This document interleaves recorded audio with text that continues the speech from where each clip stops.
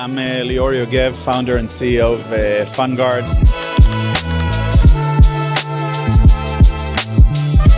What we're seeing is really convergence in the market, driving a lot of buying decisions. Asset managers becoming more wealth platforms, and wealth platforms want to have products that they want to distribute, so kind of becoming more of an asset manager.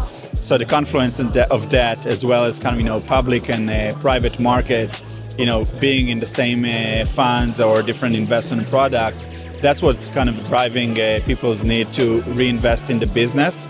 AI is obviously kind of, in everybody's mind, and how do you have kind of, better data, cleaner data, real-time data, such that you can use it, for inference and provide kind of better investment decisions, insights to kind of both managers and to investors.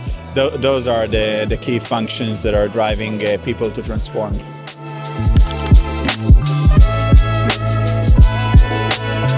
People are starting to think about a converged model where things that used to be alternatives or privates kind of sit within portfolios that essentially are public. But kind of we're seeing still kind of a lot of teams that are diverged based on kind of public and private markets. But my assumption is that we're seeing kind of more products that kind of deliver both public and privates, and there's more kind of clients buying into them. Those are going to converge, because ultimately it doesn't matter kind of what is the asset. Kind of you want to have a full kind of portfolio view. You want to do it kind of in one place at the source and have kind of full set of data. So it's a matter of an evolution that kind of we're seeing as a great kind of driving force for modernization in the industry.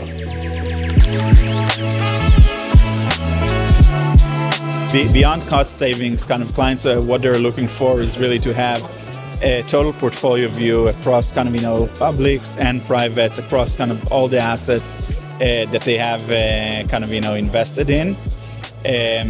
So that's one thing. Second thing is about being real time. So kind of data, particularly in the private markets, getting kind of real time data is a real challenge.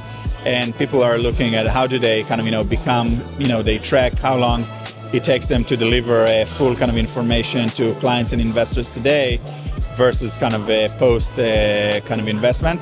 And the last piece is really about kind of the engagement with client, the type of insights that they can deliver, which there's nothing to compare today because they're really kind of doing it in a legacy way. So it's kind of all about cost, kind of having a single view and having kind of information real time, which with much greater transparency.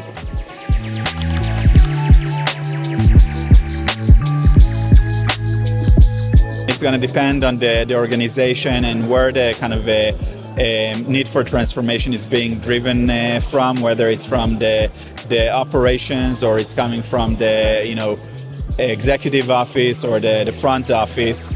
There's really kind of different flavors to different organizations, but ultimately what's driving all of them is one, kind of huge kind of pressure on fees.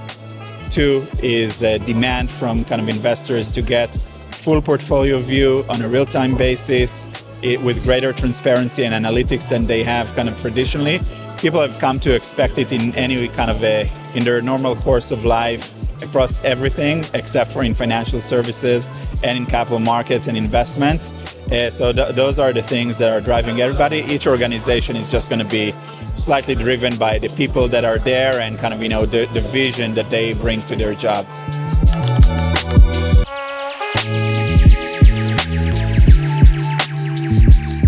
One, FundGuard actually started as a kind of backup solution for NAV reduction on the back of a major outage with one of the largest providers in our space for fund and investment accounting solutions and kind of large banks that were using them. So that was one thing, but really recently we saw kind of ransomware attacks in our industry where clients didn't have access to their data. So resiliency is really kind of top of mind for a lot of asset managers. They're getting kind of more questions by their regulators. So it's a driving force because people realize, right, that kind of there's more and more fragility kind of in legacy systems, and there's more attackers who are trying to take kind of advantage of those kind of problems. So we come in and essentially kind of both provide resiliency to people who are using other systems as being an oversight and a backup solution for their NAV production, but also FundGuard holistically, right, as we built kind of as a true SaaS platform, not just something that you take kind of a legacy system and put it in the cloud.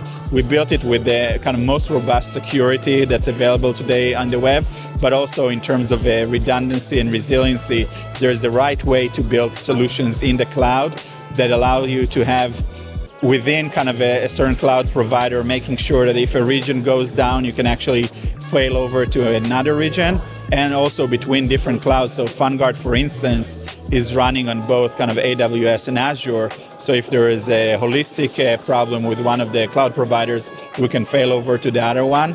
So it's both kind of, helping others who are using other systems, but also everybody who's coming to FundGuard is getting kind of just the best tech solution out there that's built for enterprise resiliency.